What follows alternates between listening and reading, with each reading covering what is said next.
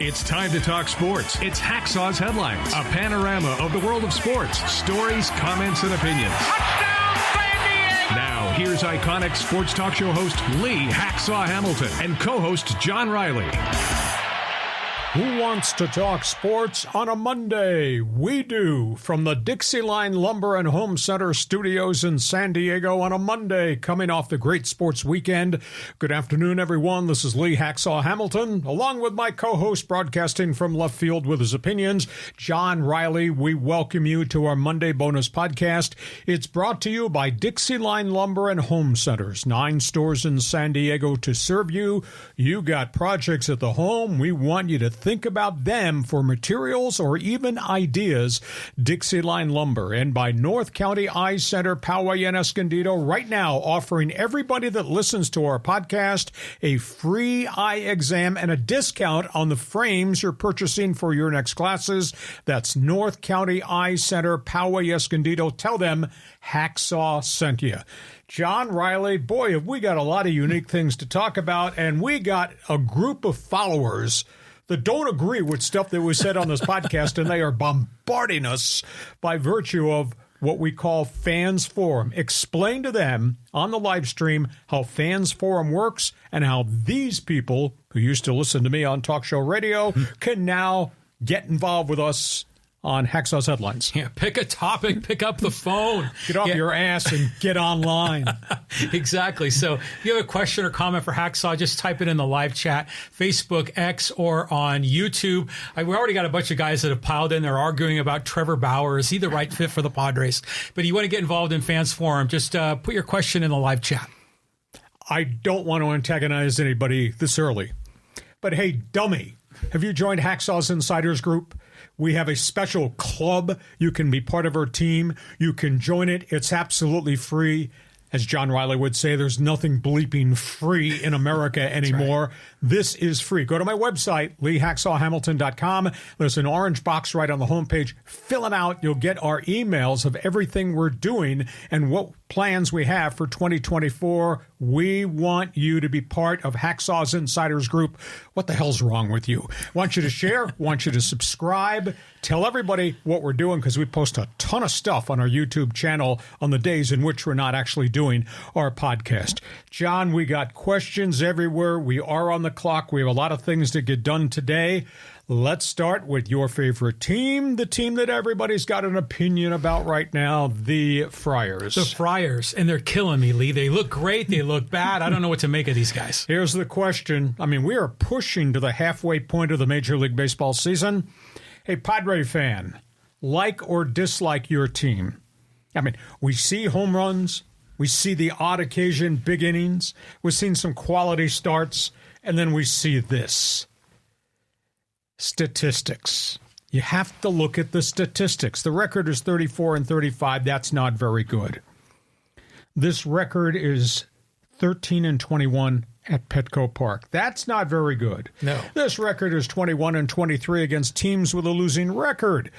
Playoff teams don't act like that. That's not very good. And then there's all these ancillary statistics. John, just get your pencil out. I'm just going to throw them at you. Okay. 12 guys thrown out on the bases, trying to get extra bases already. 6 picked off. 15 caught stealing. The team has committed 36 errors.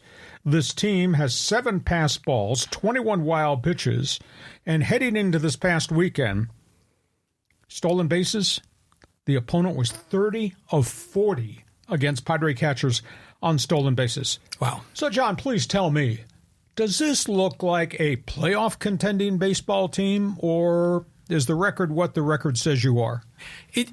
Some days they look like they're world beaters, and other days they look like, the Colorado Rockies or worse.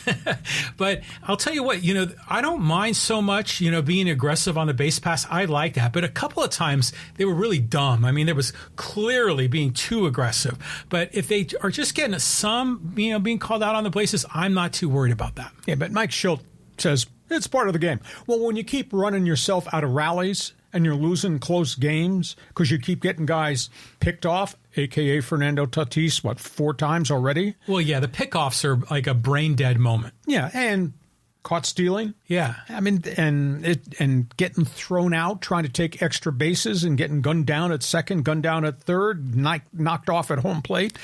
It's just not a complete baseball team right now. And, of course, the other story, and they don't want to talk extensively about it, but this Joe Musgrove situation really worries me.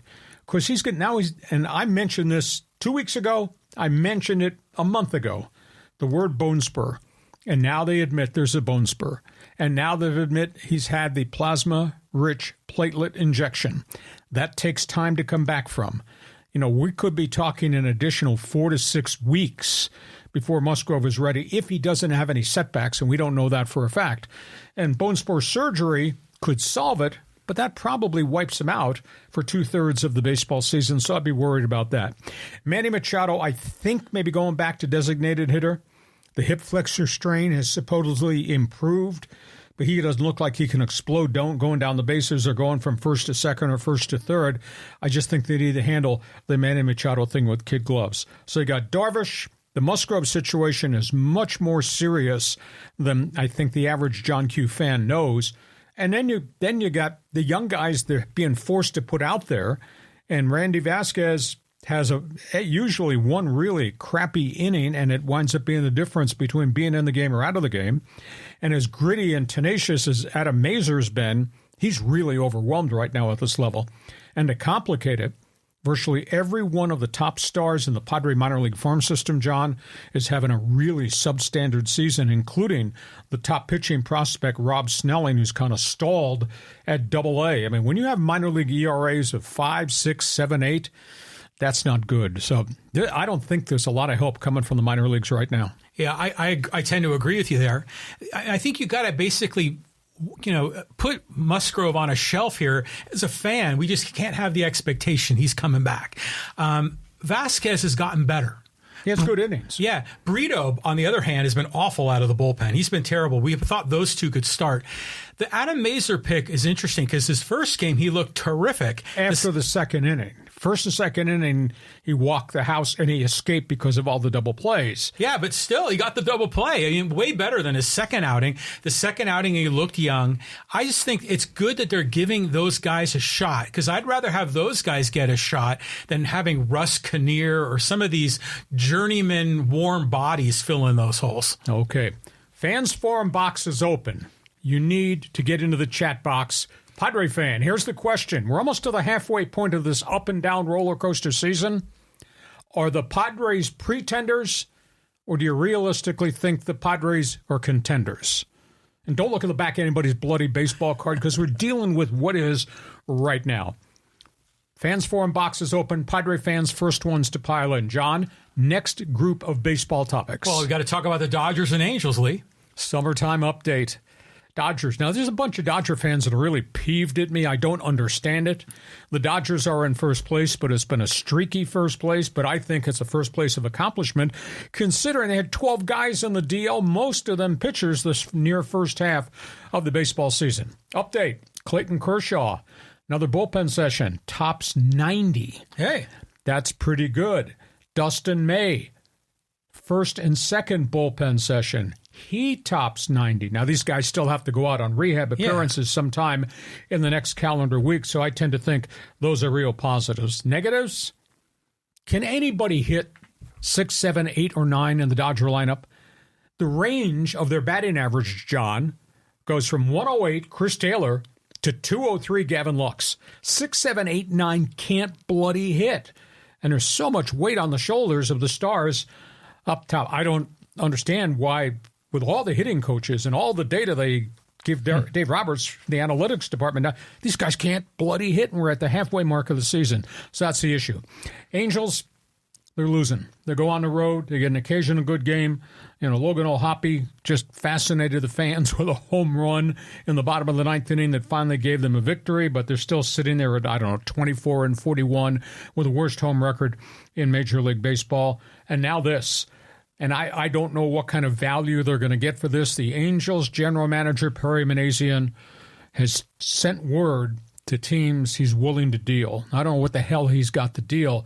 I was told outfielder Joe Adell, the number 1 draft pick, who's having a good power year but is only hitting 203, And Taylor Ward, kind of a journeyman, he's having a good power year, hitting a little bit better. I think they're going to try to move one or maybe both. Maybe they get a veteran pitcher in return because they sure do need arms, but this kind of just turns out to be a miserable summer season of baseball at Angel Stadium. So, John, the floor is yours for the Dodgers and the Angels. Well, the Angels, I like that they're willing to deal because they've got to do something to change that up. I mean, they got to focus on the draft. They got to get good guys every year, but they got to be risk takers to try to flip one into two and turn some of these guys over. So good on Perry for doing that.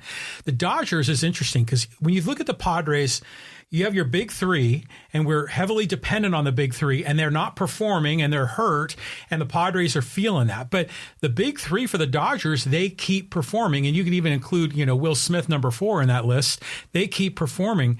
Imagine if the Dodgers ended up getting any injuries, or suddenly, Mookie Betts went cold. They'd be in a world of hurt. Well, Mookie Betts was cold, now he's hot again. And you've ignored the disabled list.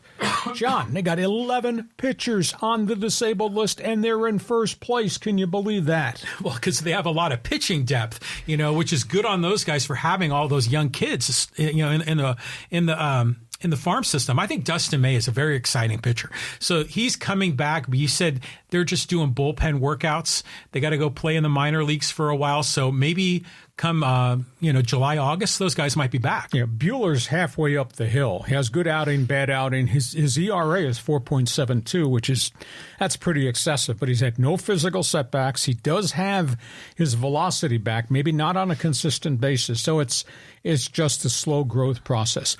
Dodger Fans Forum is open. How good is this team? Or don't we know because they haven't had a whole team since the get-go. One other set of baseball notes here, John. Yeah, like a lot of teams here in the news, Lee. Yeah, let's start with the Yankees. They dodged a bullet here. They got some controversy at home, too. They were scared. They thought Juan Soto might have torn a tendon in his forearm, maybe by virtue of all the violent swings going for the home runs.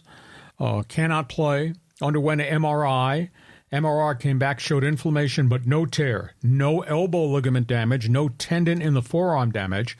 So he might be going back into the lineup maybe as early as Monday, Tuesday, Wednesday of this week.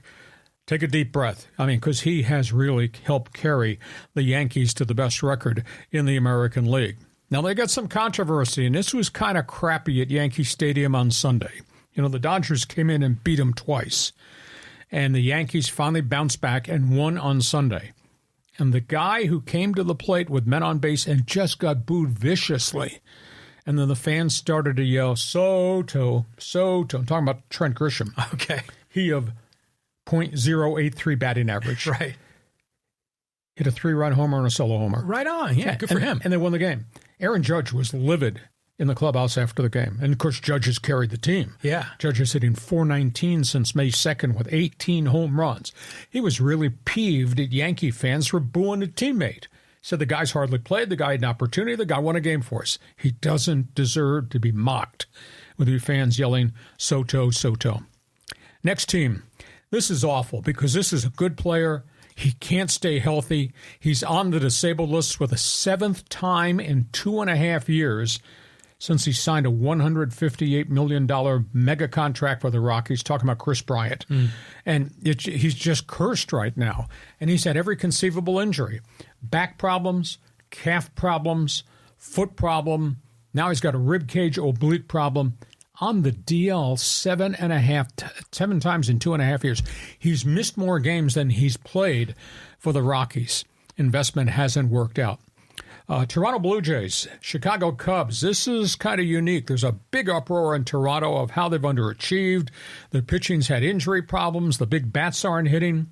The Blue Jays are taking offers on some of their bats, including Vladimir Guerrero. And you and I have talked about the uniqueness of a stadium. Might be Fenway Park, the Green Monster, Yankee Stadium, right field wall, Cubs, Wrigley Field confines. Cubs, Vlad Guerrero. Man, would that add some oomph to the Chicago Cubs lineup? Of course, they already have Cody Bellinger, and they traded for Mike Bush, the Dodger first baseman. Toronto wants a load. Obviously, they want a whole pile of prospects, and I would assume Peter Crow Armstrong, the top young center fielder, is hitting like 390 at AAA, would have to be part, and a pitcher would have to go as part of the Guerrero deal. But Toronto looks like they're probably about to shake this situation up. And the other team is the White Sox. For the first time in your life, tomorrow, with all the channels you subscribe to out here in the family room, find the White Sox game. Drew Thorpe, Padres phenom who was traded, Dylan Cease deal. Right on. Called up, going to make his first start, Chi Sox, tomorrow. Nice. 7-1, 1.34 ERA in AA. And AA leagues are pretty good. And in 2.5 years in the minors, the kid the Padres traded away is 21-3. So tomorrow, now Chicago, last I checked geography, was Central Standard Time, so you'll be out of commission probably effectively at 5 p.m. West Coast time. Right. So give me a scouting report on Drew Thorpe when that happens. So that's what's going on, baseball headlines. Well, I saw Drew Thorpe pitch in Peoria when he was with the Padres, and he looked really good, as we were there for one of the last few spring training games. And so this guy's legit, so I expect him to do great things for the White Sox. White Sox sure as hell could use some talent on that team. They've been just so horrible for so long. Think about that, 21-3 in the minor leagues. Yeah, that's just nuts. So the other comment I'll make is about the Yankees. And I'm shocked that Trent Grisham is still on this team. He was kind of a throw-in, just to kind of move some money, I think, is part of the deal. Take the contract, pal. That's exactly it. So how did he hang around this long? Great that he got a home run and won the game, and good for Aaron Judge standing up for his guy, but I'm just shocked he's still there. Well, the Yankees probably not willing to eat the last year of this contract this year at $8.3 million. But he does have a Gold Glove, and he has proven he can hit in streaks, not recently. But he's not getting any ABs in games, so that's why he's got a .083 ERA. He hasn't hit since the short 2020 COVID season. Yeah. And then he had some home runs in the Padres playoff run when they got to the NLCS. But other than that, he's just been a dud at the plate. He hits like right around 200, but actually less now. Yeah. He's an expensive fourth guy, but he's a fourth guy that's got some sort of track record. But I thought that was kind of cheap. They booed him because he's a good guy and he's an honest guy. He's not a hitter anymore, but he's still got Gold Glove capabilities. Okay, we move on in a minute as we get to halftime. Hacksaw's podcast brought to you by DIXIELINE Lumber and Home Centers. John did it. New front doors, cabinets in the kitchen, in the family room. I did it. Windows and doors. We did it thanks to our friends at DIXIELINE Lumber. You got projects. These guys have the material. You want ideas. We want you to call them, stop over and say, this is what I'd like to do. Help me. Because that's what I did, and I was pleased. DIXIELINE Lumber and Home Centers. And our podcast brought to you by North County Eye Centers of Poway and Escondido. You're going to need help with your eyes sometime. But if you've not had an eye test in a long time, this is to find out about your eye health right now, because North County Eye Center is offering free eye exams and a discount at North County Eye Center on any glasses. So listen, you need help with your eyes, not had an eye test? Call, set up an appointment, and tell them Hacksaw's podcast sent you to North County Eye Center, Poway, Escondido. And before we go to the second half of our podcast, Monday bonus get-together, just a reminder, if you're new to our live stream Monday and Thursday podcast, we do something different. We give you an opportunity right at the end of the podcast to jump on board. When it was Sports Talk Radio, it was first-time caller, long-time listener, Raider fan out of jail on bail, call now on a stolen car phone in a stolen car. Hey, we invite you to join us. It's called Fans Forum. John will tell you how you become part of the team. Talk to me, Escondido. So we got a bunch of guys already involved. Roberto and David and Petey and Neil. And who else is in the list here? David. So, hey, if you got a question or comment for Lee in the world of sports, just type it in the live chat, Facebook, X, or YouTube, and we'll get you involved. And by the way, your cell phone, it does work from left field where John is with all of his opinions, so feel free to jump in, Fans Forum. And the other item, a dummy. Please tell me why you have not joined Hacksaw's Insiders Group. We started this club. Go to my website, LeeHacksawHamilton.com. I write on it every day of the week on the homepage. Right at the front, there's a big orange box. Fill it out and get us the information, because then you'll get on our mailing list all the different things we have. By the way, we want you to share. We do want you to subscribe to this podcast. John, how do they do that? Well, you can just click on the subscribe button and YouTube, or you can subscribe wherever you get your podcasts, and you'll get alerts when we go live. And we do put a lot of stuff up there. Some of it good, some of it bad, some of it, whoa. But we put that on our YouTube channel in addition to what we're doing Monday and Thursday. So share, tell your friends who we are, what we're doing. Subscribe. Damn it. What's the word of the day? Subscribe. That's it. Okay, we go to the second half of our Monday bonus podcast. Boy, we got a big legal story here to talk about. Yeah, you were talking about this right before we got started, about this lawsuit. This is huge. Okay, here's the question. Full disclosure. I went to Ohio University. All right. The day they taught law at Ohio University, I cut class, went drinking uptown to have some beers. Now, you never cut class at UCSD when you got your 3.9 grade point average, so I'm going to give you the details. Okay. I want you to use your legal background because you never went drinking in cut law class at UCSD.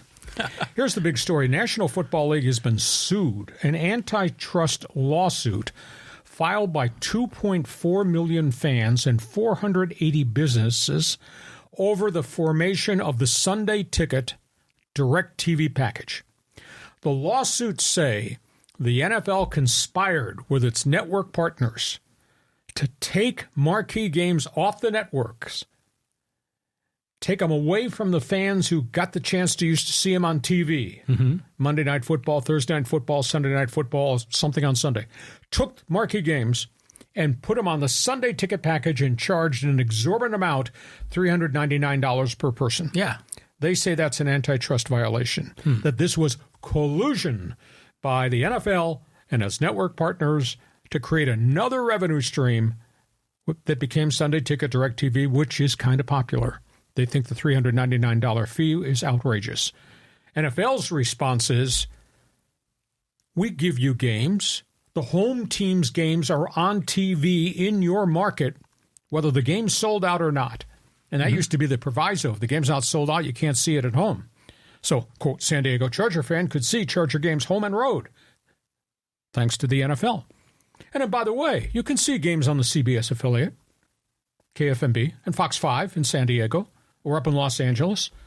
So what are you bitching about? And then the NFL closed out their opening statements by saying, this is an add-on. This is a premium piece of programming that we own. We can do anything we want as an add-on. And the marquee fan who wants to subscribe to be able to go see all New York Jet games on Direct TV or Sunday Ticket can for $399. You're still getting games. It's not like we blacked you out completely. So, John, I was in a bar drinking Stroh's beer when they taught that at college. You were in class. So is the NFL right that they can take a piece of their product and create something different and charge an exorbitant price? Or is John Q. Fan right? You gave me these games as part of typical NFL Sundays on television. Now you want to pay $399 to watch my favorite team or watch a marquee game?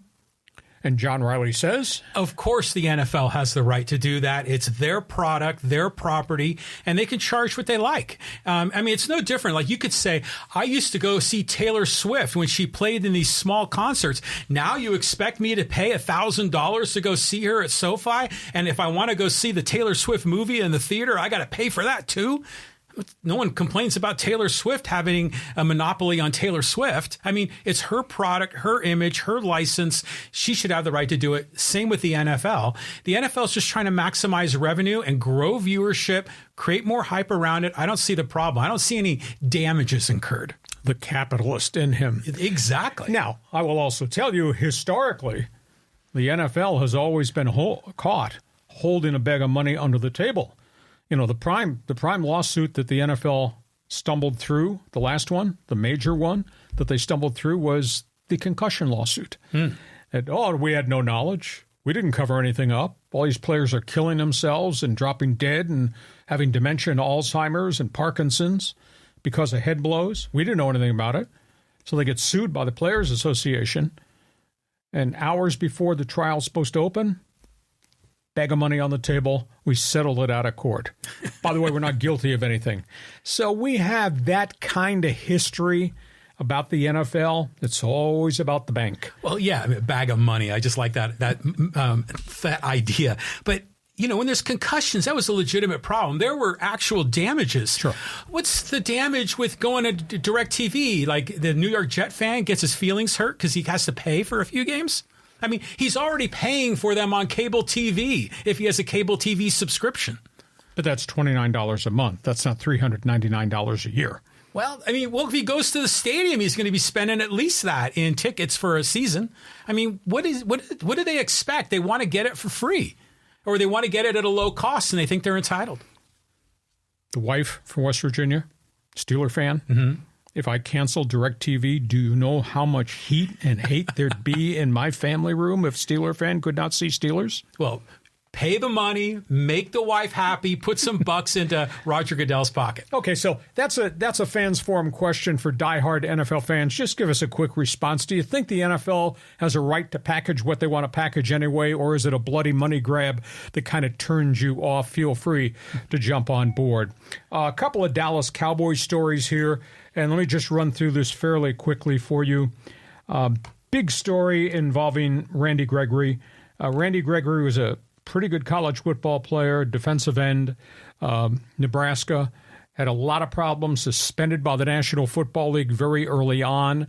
Randy Gregory has now filed a massive lawsuit against the NFL and the Denver Broncos, saying that because the NFL refused to give him a, quote, therapeutic waiver for bipolar depression and anxiety attacks, he got suspended 4 times for, quote, drug violations, and he had every right to get the therapeutic waiver. He's been fined $533,000 in his career. He's a good football player, but there's a mental health issue. And now he's suing the league because they kept turning down the therapeutic waiver that a lot of other players have for bipolar, anxiety, whatever. So that's a big issue that's going forward there in Dallas. Of course, he is now with the 49ers, but he was a pretty good player with the Broncos and with the Cowboys early on. Denver, here's a headline for you.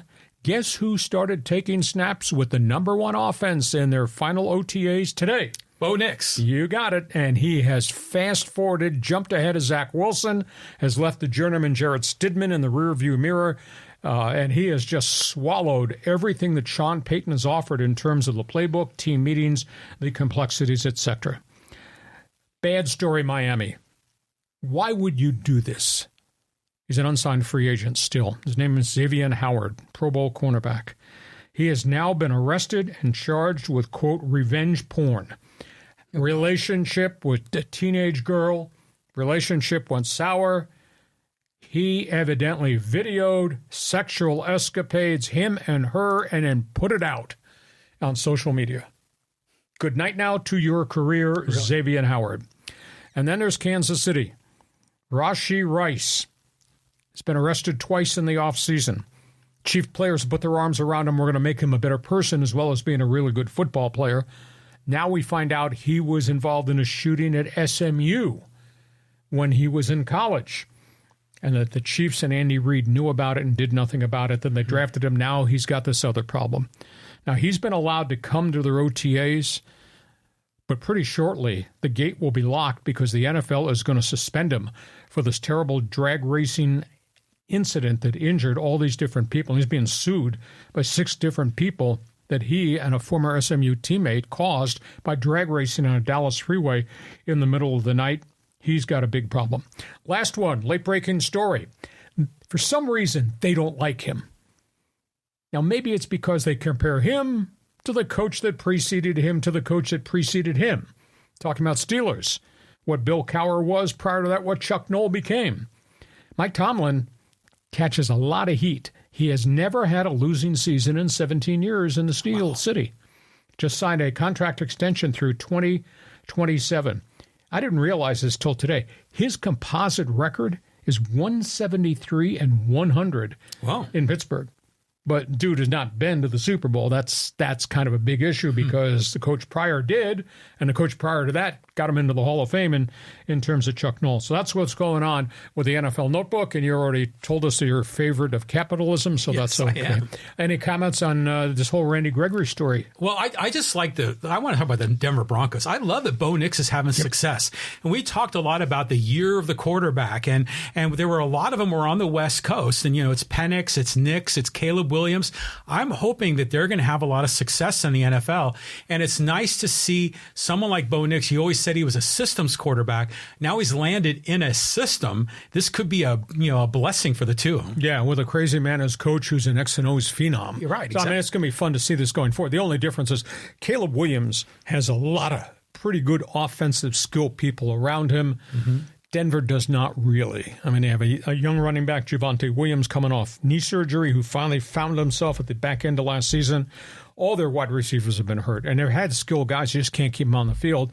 So now Bo Nix, I think it's going to be a little overwhelming because I just don't think he has the firepower around him. But this bears watching because he is. Just another quick question on the Steelers.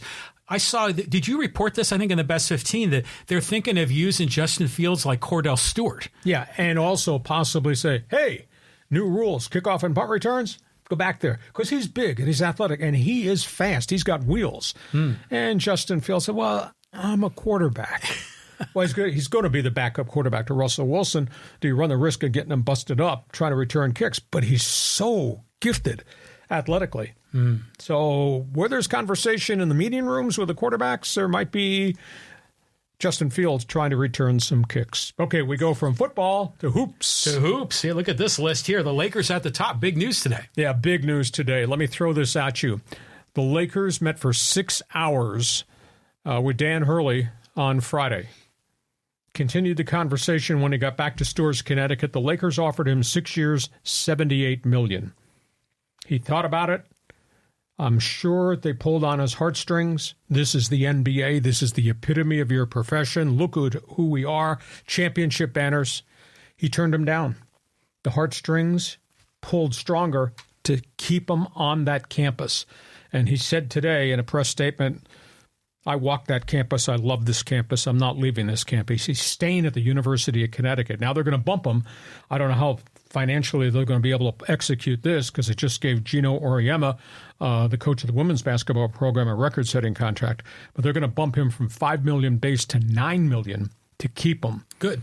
So Dan Hurley is staying. Where are they going? Are they going back to J.J. Redick because everybody's panned them about that? Or are they going to look at James Borrego, who's a highly regarded assistant with New Orleans, been some other places, or the new name? Their consultant, Mike Krzyzewski, Coach K, he's the one that hooked them up with Hurley, I've been told is going to recommend Jay Wright, who walked away from everything great at Villanova a couple of years ago. He didn't like what NCAA basketball had become with the NIL transfer portal. Is Jay Wright the next one that's going to interview with the Lakers? Jay Wright, to me, brilliant guy, a little bit much different personality than the firebrand that is Dan Hurley. They could still win-win if they hire Jay Wright. I think Borrego's a pretty good assistant coach who's bided his time. I'm not a J.J. Redick fan. Just stay on TV with Doris Burke and Mike Breen and just don't try to coach the Lakers. But that's where we are. So quick comment on the Lakers, what they didn't get and what they still could get. Well, like I said, I believe in capitalism, and that's what Dan Hurley is doing. He's playing one offer off the other. He's getting more money from UConn, maybe not as much as L.A., but he avoids all the hysteria and the craziness there. But I like this Jay Wright rumor. I mean, I think I see Jay Wright. He kind of reminds me of Pat Riley in the 80s, just a real sharp-looking guy. Smart guy. And a smart guy. I mean, that could be a good fit, and he, is currently just on television. So, yeah, I think that could work. Next basketball topic. We have talked off and on about the Aztec All-American JAEDON LEDEE and how badly I felt that he did not get invited to the NBA Combine. I thought it was a terrible snub. He went to the G camp. It does not look like he's going to get drafted, which is a bit of a disappointment. But something good, I think, comes out of maybe something bad for JAEDON LEDEE. He's having private workouts. Golden State, Phoenix Suns, was told Chicago, I think Utah and the Lakers. If he's undrafted, he's a free agent. And everybody's walking around angry about that because this was a 4.0 grade point kid who stayed the extra year and became the cornerstone of last year's Aztec team. The good part would be he'd get to choose where to go. So I would hope family and agent, and I'm sure they're thinking about this, I would hope if he does not get drafted on the 26th or 27th of this month, look at the head coach of the teams that want you to sign as an undrafted free agent.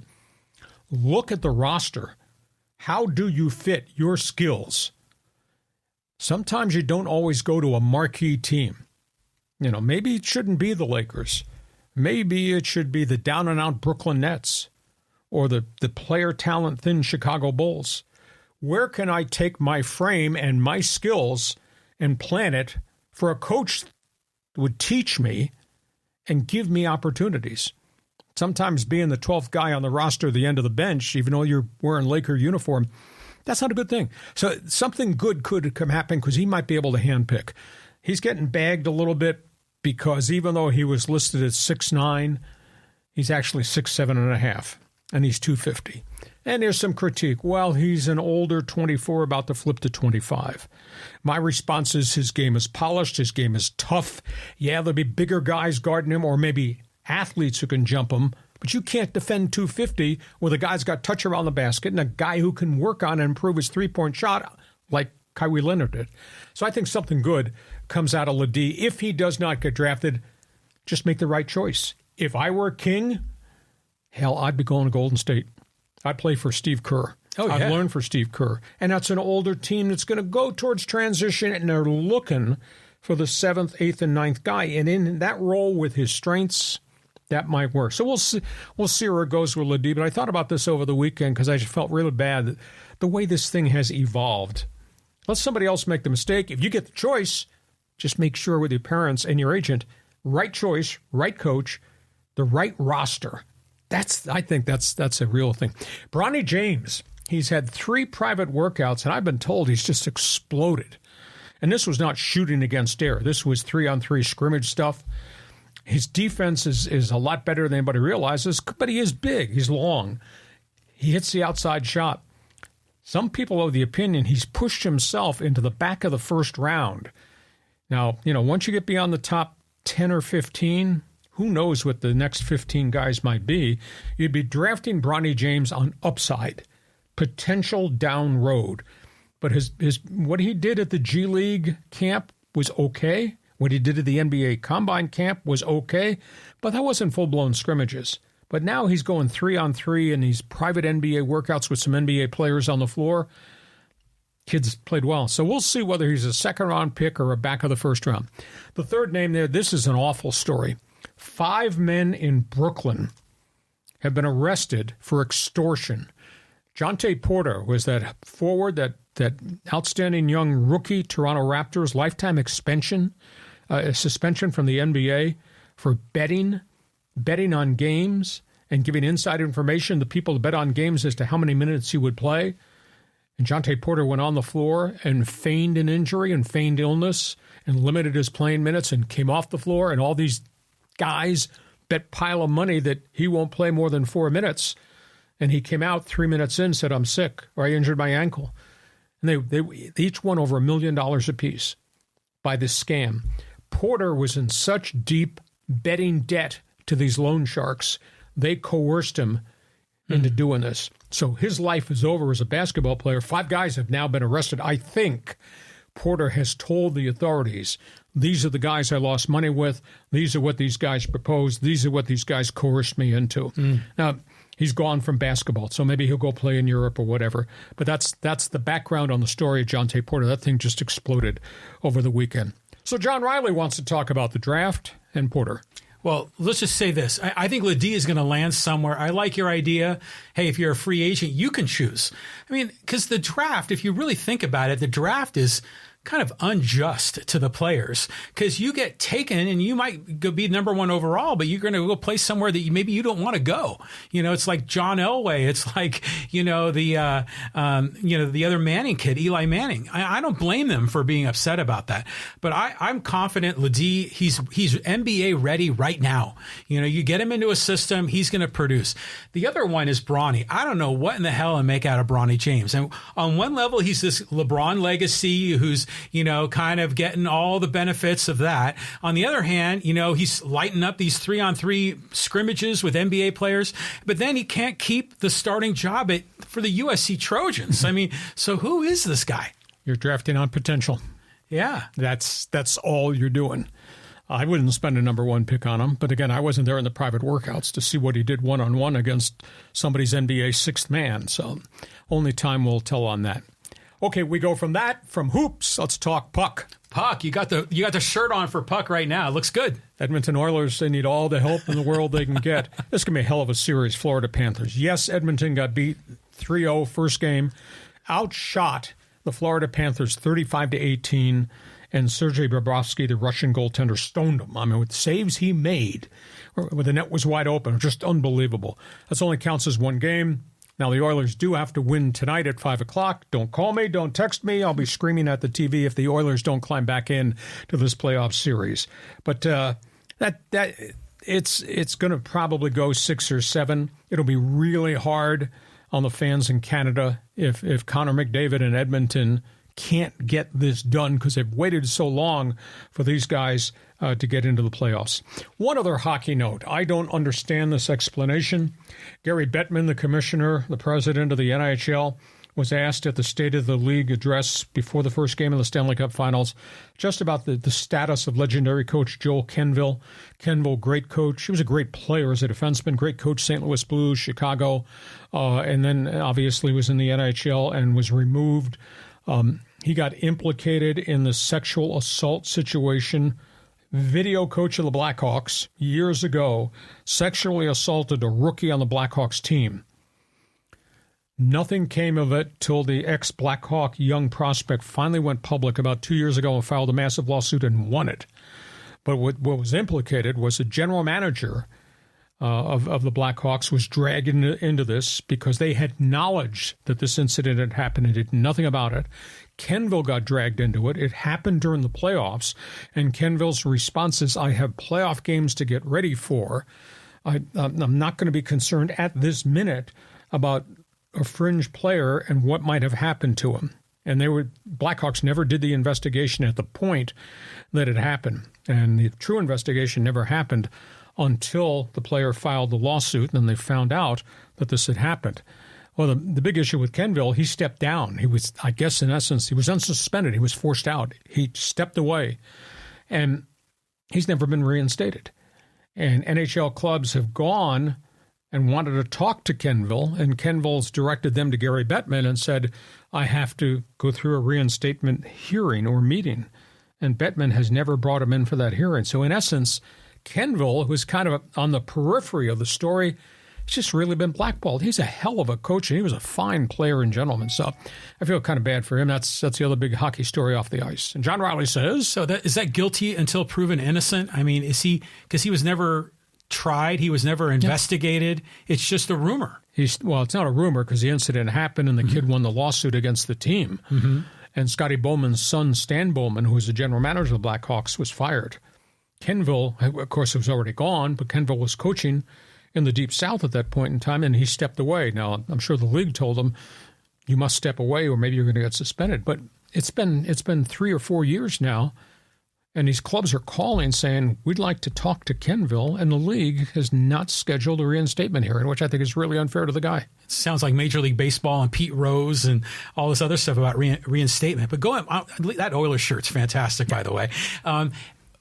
Talk about the game tonight. Let's just assume that the Oilers are unsuccessful and they're down 0-2. Is the series over in your opinion? No, because playing up there at Rogers Place, that's an unbelievable place. It's noisy. I mean, there's a real home ice advantage in that building. It rocks, it rolls. You've seen the pregame festivities, and they sing the "Oh Canada" in the middle of the crowd. I mean, it's just a phenomenal thing. They're not done.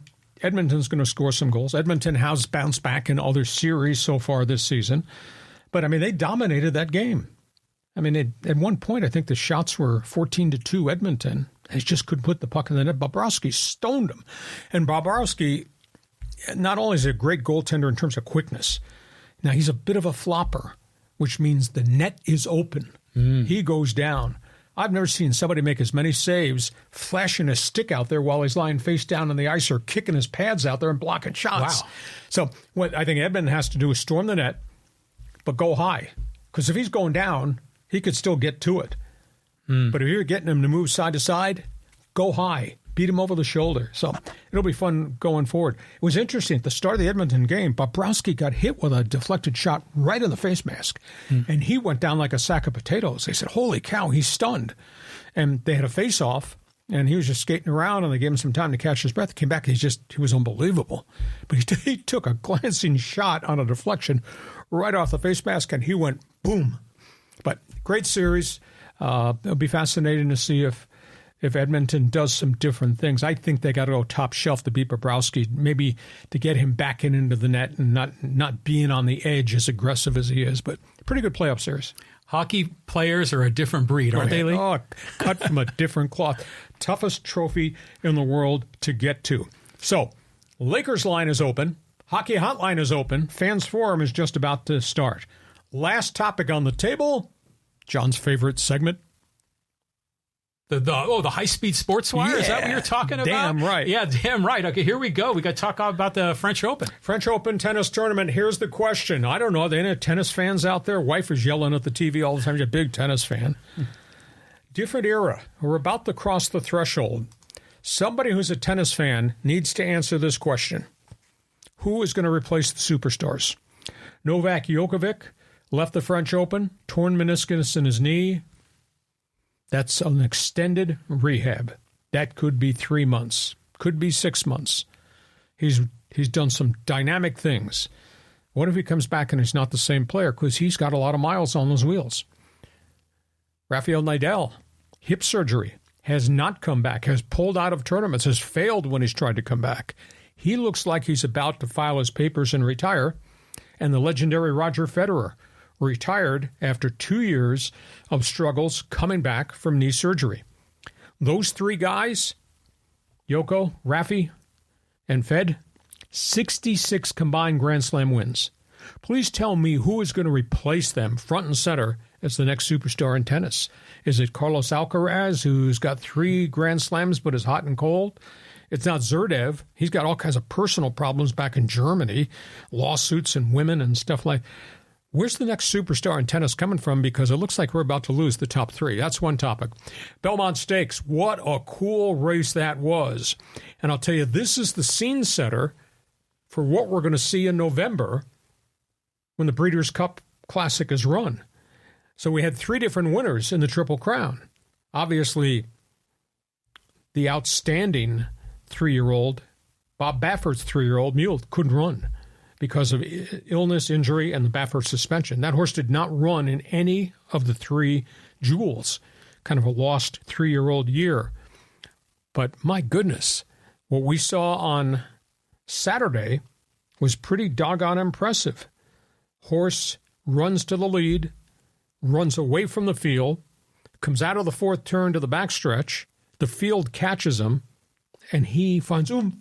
If that thing had gone 10 more yards, he might have lost. He won. He won at Saratoga in the Belmont Stakes, Darnock. And, of course, we had Seize the Gray, who outran everybody at the Preakness. And they had Mystic Dan in the photo finish in the Kentucky Derby, who faded really badly. So I think what we're talking about here is we've got 3 different winners out of the Triple Crown going to the Breeders' Cup in November, and Muth, Baffert's horse, will probably be healthy there. So I think we got 4 great 3-year-olds all going to run against each other when we get to the Breeders' Cup Classic. So nice. That's going to be kind of cool. And then we got soccer to talk about. Man, oh man, are there storylines everywhere in pro soccer? Let me just run through this. Liverpool, you'll recognize the CEO of Fenway Sports Group who oversees Liverpool, the English Premier League. Oh, yeah. Tom Warner. Oh, that's Tom Werner. Tom Werner. Tom Werner of Fire Sale Padre Baseball, now the Red Sox executive who oversees Fenway Sports Group's ownership of Liverpool. Who's the other guy that's at the top of the heap? John Henry. That's who I was thinking Well, of. both of them, anyhow. Okay. Tom Werner has proposed in a meeting to the English Premier League. You listen to what we have to say because we in the United States know how to market our professional sports. You should take marquee games in the EPL. Marquee. Don't send me Nottingham Forest and Leeds United. Mm-hmm. You send me Manchester City and Liverpool and Manchester United and Arsenal. And play some regular season games in the U.S. to market your product. Tom Werner is proposing EPL games with the Neon Light franchises in New York, in Los Angeles, in Miami, in San Francisco. He says we'd draw 50 to 60,000 or maybe 80,000 in football stadiums. Mm-hmm. This needs to happen. So that's the latest sales pitch. And Tom Werner saying, we know what we're doing here with our sports, NFL, Major League Baseball, et cetera, EPL. So, John, there you go. Is there somebody out there that catches your attention in tennis? Team USA Soccer, worst loss ever. Greg Berhalter's coaching career with Team USA. They got beat by Colombia 5-1, got blitzed by Colombia. 3 turnovers in front of goaltender Matt Turner was left naked, could not stop him. Now they got to play Brazil in a friendly on Wednesday. Brazil. So, Team USA is getting ready for the Copa tournament that starts the 23rd of June. And it looked like they had really come together, but this was a terrible setback because they just had all these breakdowns in front of their goaltender, Matt Turner, and losing. So you got tennis, you got soccer, you got the ponies, and go ahead and just comment. A couple of quick hits here. The soccer, I watched the game. They were down 2-0 at the half to Colombia, and then they got it down to 2-1, and you're thinking, hey, the Americans have a shot, and at the end of the game, everything went to hell. 3 goals, 13 minutes. Yeah, it was awful. And then, talking about, the Red Sox owner, saying, hey, Werner, we know how to market in America. Well, first of all, he's being an arrogant ass, okay? But he's right, because bringing the sport here to America is going to expand the fan base. It's no different than Major League Baseball going to Korea, the NFL going to Europe. And you might say, well, EPL, Man City fan, you're going to lose a home game. Fans might be upset. Well, speaking for myself as a Padre fan, when I went over and played in Korea, I thought that was terrific, to see my team kind of at a worldwide level. So that's good. And I say, I long for the days when I followed tennis. It was McEnroe, it was Borg, it was Everett, Navratilova. It was, a lot of great characters. Jimmy Connors. I can't even name one American tennis player other than Coco Gauff. Yeah, there are hardly any there right now. It's just a different cycle, or just the growth of the phenomenal athletes. We're talking about the same thing on the PGA and the LPGA Tour. The growth of the great Pacific Rim athletes that are coming over and playing. The quality of play is phenomenal, but the identity of who's the star is not.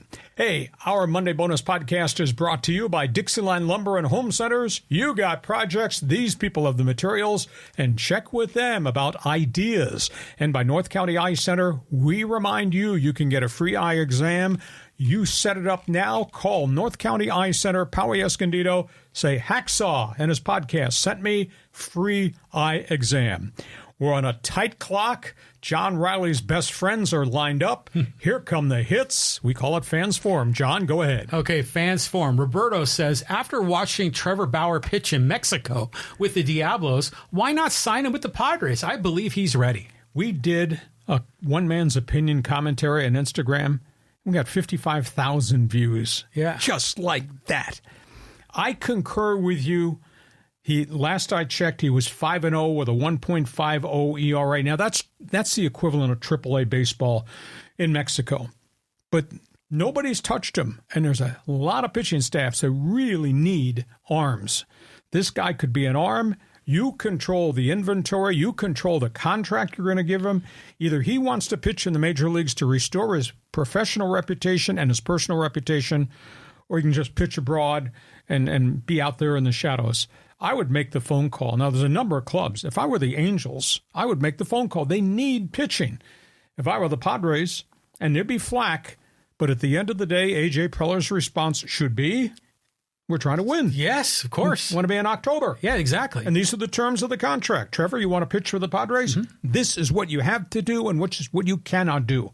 And if you go off the rails, you're forfeiting all the money that we're paid you. But I think he'll do it. He's a major league pitcher, 80 and 53. So that's my opinion. It has not happened yet. He deserves a chance back. I'm not sure if the Padres are the right fit. Maybe because you can argue, do they need a bat more than need an arm? You know, you can go either way with that one. They need health. But the Angels, I mean, it's just a no-brainer for him to go play in Anaheim. Yeah. And by the way, second chance, as it relates to him, is last chance. So make an offer to Trevor Bauer. Next question. Let's go here to Petey Pie. And he says, how selfish or egotistical is Manny freaking Machado? Can he please go play some rehab games in Lake Elsinore or El Paso, get some easy hacks or dingers, and come back in the right mindset? I don't think there's anything wrong with the mindset. He's just dinged. I mean, he has played this entire season as substandard as his .234 batting average was for the first couple of months. He's played with a bad elbow. That takes time to come back from. And now he injures the hamstring, or not the hamstring, the hip flexor, thundering down first base. He's just not 100% healthy. But my only concern, if they're going to put him in the lineup, is it as a DH? I don't think he can run the bases right now, and I don't know how he can play third base either. But he's a gamer. He wants to play. He plays volumes of innings. I mean, the guy never comes out of the lineup, but now he's had 2 injuries to deal with here in the first 3 months of the season. So you can be disappointed he's hitting .234. Maybe you're disappointed about his attitude. Read the back of my baseball card, but you can't hold it against him because the guy does grind. Yeah, he does grind, but it is surprising that he isn't getting swings in somewhere else. But you know what? People love blaming Manny. They think he's a cancer on this team. They think the whole vibe in the clubhouse is a problem because of Manny. I don't get those vibes. I don't. I mean, Manny's his own man. He's different. He has his own style. But just the Manny hate doesn't make sense other than the fact that he's underperforming. Well, reputation preceded him by what he did as an Oriole. And then obviously, right at the end, after the Dodgers got taken out of the playoffs, he said, I don't have to be Johnny Hustle. Well, that pissed a lot of baseball fans off. Yeah. So I think that baggage checked in at Petco Park early on. Next question. Okay, let's go here to Neil. He says, Hacksaw's wearing his I Want to Talk Puck shirt. Damn right. It's always the right time to talk hockey. By the way, I don't see anybody else in the media talking hockey. Does your newspaper cover the San Diego Gulls? No. Any of the TV anchors know anything about hockey? No. You're right. I am bleeping brilliant. And we are going to talk hockey in a segment where it fits on our talk show. And there's always hot topics to talk about when it comes time to talk puck. I even converted this guy to become a hockey fan. That's saying something. Yeah. When you sit behind the penalty box at the arena, see the goals, the AHL. This is the guy holding the beer in one hand and pounding on the plexiglass, yelling at the player from Bakersfield and the other in a penalty box. So we will talk puck when it's the right time. Go ahead, next question. Okay, let's talk puck right now. Callan says, Canada Network of San Diego checking in. Hacksaw, Oil bounce back tonight or Cats go up 2-0? Should be a doozy tonight. Got to put the puck in the net. I mean, they had so many opportunities. They really outplayed Florida in that first game, and they just could not solve Bobrovsky. I just think you attack them a little bit different. Maybe they put their bigs in front of the net and just create havoc and screen them, because he has shown a history. If he lets in a bad goal, he starts to fight the puck a little bit. But so is Stuart Skinner. So I'll be interested to see what Florida does, because they did play physical. They just could not slow the Oil going into the zone. Next question. Let's go here to Angel. It says, not surprised Hurley turned down the Lakers head coaching job. He got a great thing going in UConn, and taking the Lakers means that he had to deal with the LeBron politics. Might be. I think the Lakers, now they offered him the deal. I was told 6 years, $78 million, which is an all-time record. They offered him the deal, but I think there was some private concern that Hurley only coaches one way, and that's in your face, fella. I am the coach, you are the player. Yes. Now, that works at UConn, and they've won these national championships. But is he going to get in the face of AD or LeBron or D'Angelo Russell if he comes back? That's a whole different approach, because now you're dealing with a rich man and you're screeching at a rich man. This is the only way you've ever coached. So I don't know if there was any private concern about his approach to dealing with players. But the guy is brilliant. What was his record? 178 and 53, I think, something like that at UConn. But I just got a feel on Saturday. It was a source close to Hurley told a reporter in Hartford that Dan went there to explore. Okay, so he wanted to meet Jeannie Buss, Palenka, obviously exchange philosophy. But when the word explore, that meant to me he's not committed to do this. Then they made the financial offer. He went home, and he said he took a private walk on the campus, I guess on Sunday. He says, my heart is in this place. That's why I stayed. So that's the deep background of who he is, how he does his business, and then the emotional strings that pulled on him that let him stay there. Well, he has a responsibility to himself and to his family to explore, right? And so he went and explored it, and it wasn't a right fit for him. But, college basketball and the NBA are so different. I mean, how many coaches have been, at the top of the heap in both college and the NBA? I mean, it's a short list, right? Oh, like maybe 2, 3. Yeah. I can't name them off the top of my head. I mean, the ones that have failed are just absolutely phenomenal. Led by way back in the day, Jerry Tarkanian. Mm-hmm. What a disaster that was in San Antonio. So it's just a real radical transition. And now it's so different because of the money the NBA guys are making. And there's so many great athletes. So we'll see what the Lakers do. Keep in mind, Coach K.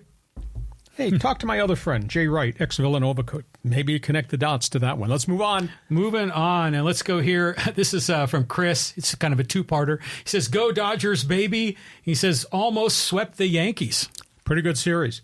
But, they've been up and down for different reasons. I mean, they've had so many injuries, and they're sitting there with one of the best records in Major League Baseball, and they go in and they just punch the Yankees in the mouth. Now, the Yankees have got some injury problems, but that's going to change.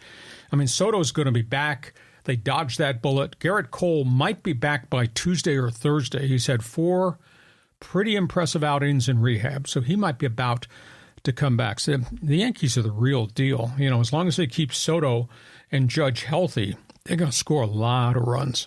Well, I'll tell you what, when the Yankees played the Padres, it was like Major League Baseball against like a rookie club. It was like an amazing difference in the not only in the performance, but the presence, the aura. The aura, all of that was baked in, and the Yankees were just the beasts from the East. The fact that the Dodgers beat them 2 out of 3, that's hella good. Yeah, and the Yankee players said they were stunned on Sunday. Now, the Yankees won on Sunday.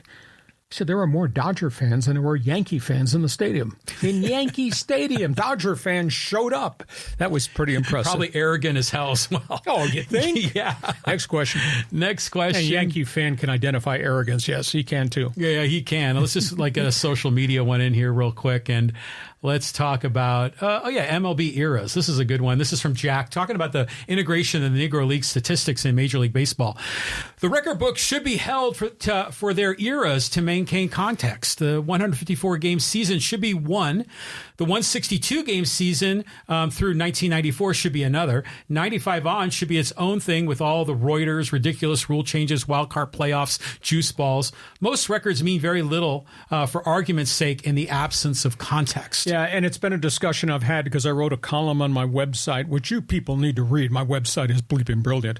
I wrote a column about, do we segregate in the Hall of Fame? Segregate? Well, we put the Negro League statistics on one platform and the Major League statistics because it's hard to make a mix and match because the Negro League numbers incorporated barnstorming tours and games against semi-pro teams, and Major League Baseball is the 154 or 162 game schedule, and those are the stats. I wouldn't call it segregating the statistics. I'd just say we are honoring, obviously, Josh Gibson in the Hall of Fame and all these other great black players from 1920 to 1947. They now have the ability to be put in, but just put their stats up on one side because that was a different era and just look in awe of Josh Gibson's 370 career record.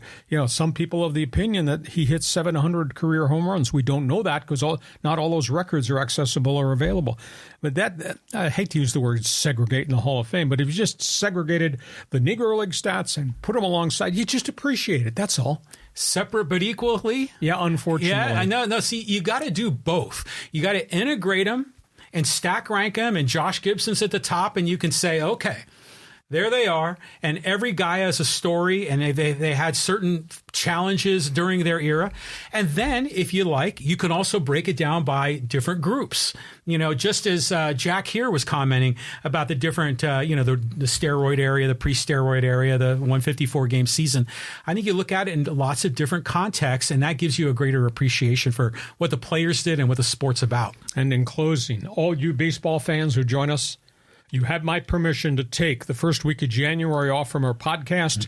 If you've never been to the Hall of Fame, you got to go to the Hall of Fame.